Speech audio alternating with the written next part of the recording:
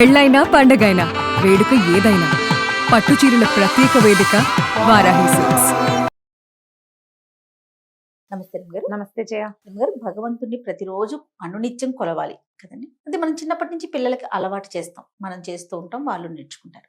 పిల్లలు కొంచెం పెరిగి పెద్దయ్యాక ఏ హాస్టల్స్ లో ఉండటమో రూముల్లో ఉండటమో జరుగుతుంది. అక్కడ దీపం పెట్టడానికి అవకాశం ఉండదు. ఆడపిల్లలంటే ఎట్లా కొట్లా పెట్టుకుంటారేమో, కొంతమంది పెట్టడానికి ఉండదు. అలాంటప్పుడు ఎట్లా రోజు అగరబత్తి అయినా వెలిగించాలా?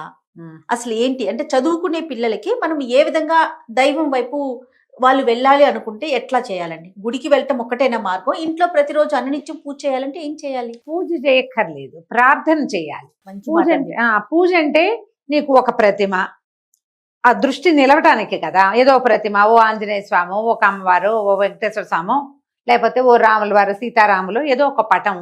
ఆ పటానికి కొన్ని పసుపు బొట్టు పెట్టడం, కొన్ని పువ్వులు పెట్టడం, ఓ దండ వేయటం, ఓ దీపారాధన చేయటం, కొంచెం అగరవత్తులు వెలిగించడం, ఏదైనా పండో ఫలమో నివేదన చేయటం. ఇది ఎక్కడ కుదురుతుంది?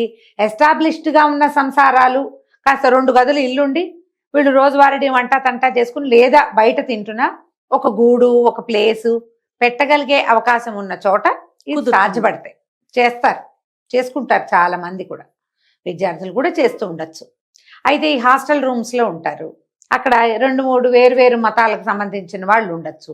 ఈ దేవుడికి గూడు పెట్టుకునే అవకాశం కూడా ఉండకపోవచ్చు. వీళ్ళు పుస్తకాల్లోనే నీకు ప్రతిమ చూస్తే గానీ సంతోషం ఉండదు అంటే ఒక పిక్ పుస్తకాల్లో పెట్టుకోండి, ఫోన్లో పెట్టుకోండి. ఆ ప్రతిమ చూస్తే నీకు పాజిటివిటీ కలుగుతుంది, పాజిటివ్ వైబ్ వస్తుంది అంటే ఆ ఫోటో చూసుకోండి, ఆ పిక్చర్ పెట్టుకోండి చాలు. నువ్వు దీపము, ఆరాధన ఇది విశేషంగా చేసేటప్పుడు నువ్వు ప్రతిమను చూసి దండం పెట్టుకోవచ్చు కదా, ఒకటి. రెండోది, అసలు ప్రతిమ కూడా అక్కర్లేదు.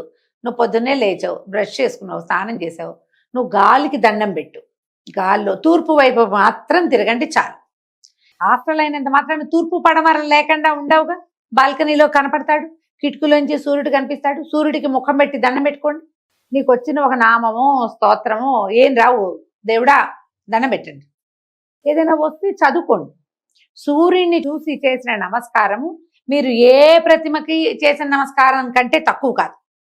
మీరు దేవాలయ దర్శనం చేస్తే ఎలాంటి ఫలితం లభిస్తుందని పెద్దవాళ్ళు చెప్తారో, సూర్యనారాయణమూర్తి ముఖాన్ని పొద్దున్నే చూసి దండం పెట్టినా అదే ఫలితం, అక్షరాల అదే చక్కగా లభిస్తుంది.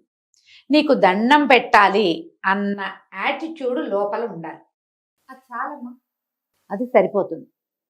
నువ్వు ప్రతిమ పెట్టి ఫోటో పెట్టేసి అవేవో పెట్టుకుని పువ్వులు పెట్టి పూజ చేస్తే ఎంత ఫలితమో, దండం పెట్టాలన్న ఇంటెన్షన్, దేవుడికి స్నానం చేసి దేవుడికి దండం పెట్టుకోవాలి. ప్రత్యక్ష నారాయణమూర్తికి నమస్కారం పెట్టండి, ఎంత పని చేస్తుందో తెలుసా అది. నువ్వు ఇప్పుడు మధ్యాహ్న మార్తాండుడికి పెట్టవుగా దండం, అవును కదా. ఇవన్నీ పొద్దున పూట జరిగి ఆ ఉదయకాలపు సూర్యబింబ దర్శనము అంతులేని పాజిటివిటీని పెంచుతుంది మీ లోపల. దానికి చివర లేదు అసలు, మీకు ప్లస్ అవుతుంది అది. ప్రతిమ ప్లస్, సూర్యుడు ప్లస్సే. అవకాశం ఉన్నది తీసుకోండి. ఏ ఫారిన్ కంట్రీకో వెళ్తాం, ఎక్కడైనా ట్రిప్కి వెళ్తాం, ఆ హోటల్ రూముల్లో ఎక్కడో ఉంటాం, ఏదో గుడికి వెళ్దామనో లేదా ట్రిప్ వెళ్దామనో, పొద్దున్న లేచి స్నానం చేయగానే దేవుడికి దండం పెట్టుకోవాలి అన్న ఒక గీత గీసి పెట్టుకోండి బ్రెయిన్లో. ఆ స్నానం మిట్ట మధ్యాహ్నము అర్ధరాత్రులు కాకుండా కొంచెం ఉదయమే. మీకు ఒక నియమం కనుక ఉందనుకో, by 7 by 8 ఇలాంటిది ఉంది.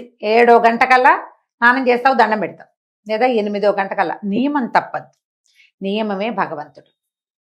స్టూడెంట్స్ అయినా చేయొచ్చు కాదు, చేయొచ్చు కదా. భోజనాన్ని కూర్చుంటారు, బ్రేక్ఫాస్ట్ కూర్చుంటారు, ఒకసారి దేవుని తలుచుకుని ప్రేయర్ చేసుకుంటారు చాలా మంది. మీరు ఏమీ చేయదు, దేవుడా ఓ మంచి దేవుడా అనక్కర్లా, మీరు ఏమనక్కర్లా. ఆ మొదటి ముద్ద, ఒక ఫస్ట్ బైట్ తీసుకునేటప్పుడే మీ ఇష్టదైవాన్ని ఒక్కసారి తలుచుకుని తినేయండి. అది ఈ తిండిని మీరు దేవుడికి ఇచ్చి తిన్నట్టే. అది నివేదన చేసేవు నువ్వు, చక్కగా పనికొస్తుందమ్మా. అసలు ఆలోచించద్దు. దీపం పెట్టకపోతే కుదరదు, అగరత్తులు వెలిగించకపోతే కుదరదు, పువ్వులు ప్రసాదము లేకపోతే కుదరదు, అసలు అలాంటిది లేనే లేదు. అవన్నీ ప్లస్సులు. బేసిక్ ఏముండాలి మనకి లోపల? భగవంతుడి పట్ల ధ్యాస, ఆస్థ, నమ్మకం, ఆసక్తి.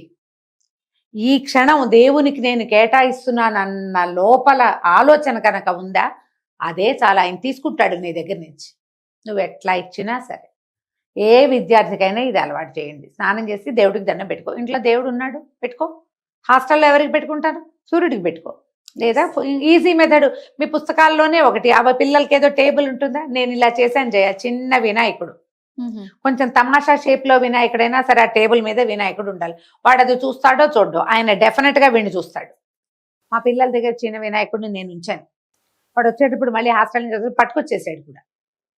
అలవాటు చేయండి. ఒక వినాయకుడు చదువుకునే బల్ల మీద ఉంటే ఆయన చూస్తాడు వీడిని.